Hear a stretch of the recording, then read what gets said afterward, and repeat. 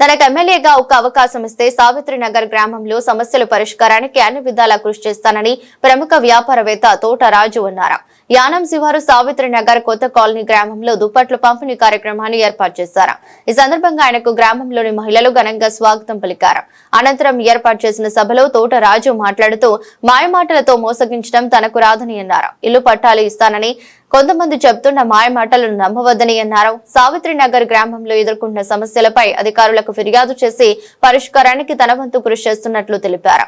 అనంతరం సుమారు 1000 మందికి దుప్పట్లు పంపిణీ కార్యక్రమాన్ని ఏర్పాటు చేశారు. కార్యక్రమానికి హాజరైన మహిళలకు, వృద్ధులకు సుమారు 1000 దుప్పట్లను పంపిణీ చేశారు.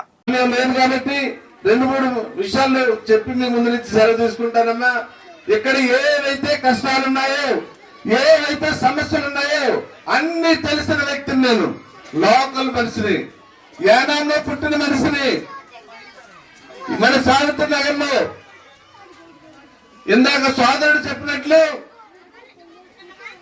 ఎవరైనా చనిపోతే వారికి దహన కార్యక్రమం చేసేటప్పుడు ఎంత అవస్థ పడుతున్నారో, ఎంత బాధపడుతున్నారో, ఎంత కష్టపడుతున్నారో తెలిసిన వ్యక్తిగా నేను నగ్గిన వెంటనే ఫస్ట్ నెలలోనే మీకున్నటువంటి ఆ సమస్యను సాల్వ్ చేస్తానని మీ అందరికీ మనస్ఫూర్తిగా తెలియజేస్తున్నాను.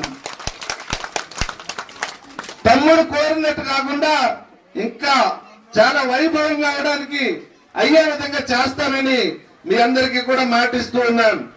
అలాగే నేను నా తొలిగాని వేసిన తర్వాత సావిత్రి నగర్ వచ్చినప్పుడు సావిత్రి నగర్ కి బాబీ గారు కానీ పేర్రాజు గారు కానీ తీసుకెళ్ళినప్పుడు అక్కడ వాటర్ వస్తుంది. ఆ వాటర్ పైప్ లైన్ పగిలి ఆ డ్రైనేజ్ లో వాటర్ మిక్స్ అయిపోయి అదే వాటర్ వాళ్ళు భోజనానికి అన్నం వండుకుంటూ ఉన్నారు, అదే వాటర్ తో స్నానం చేస్తూ ఉన్నారు, అదే వాటర్ వాడుకుంటూ ఉన్నారు. ఎంత దౌర్భాగ్యం అమ్మ, ఎంత దౌర్భాగ్యం తల్లి. గత 6 నెలల నుంచి 7 నెలల నుంచి అదే వాటర్ తాగుతూ ఉన్నారు.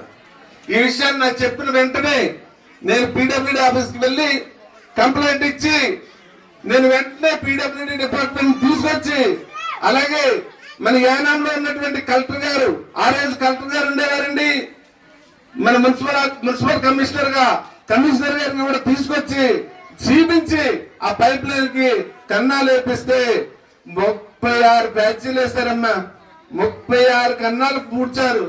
ఎక్కడ పూడిస్తే అక్కడ పడిపోతుంది, అక్కడ పూడిస్తే అక్కడ పడిపోతుంది. ఎక్కడ ఉందో కన్నం ఇప్పటికి కూడా కనిపెట్టలేకపోయారు. ఇప్పటికీ అదే వాటర్ వస్తుంది స్టిల్. అయినా సరే నేను పీడబ్ల్యూడీ మినిస్టర్ గారికి మన జెండా వందనం చేయడానికి ఆయన వచ్చినప్పుడు నేను పీడబ్ల్యూడీ మినిస్టర్ గారికి కూడా వెళ్లి వినతి పత్రాన్ని ఇచ్చి, అయ్యా ఇలాంటి నీరు తాగుతున్నారు, మనిషి జీవించడానికి కావలసింది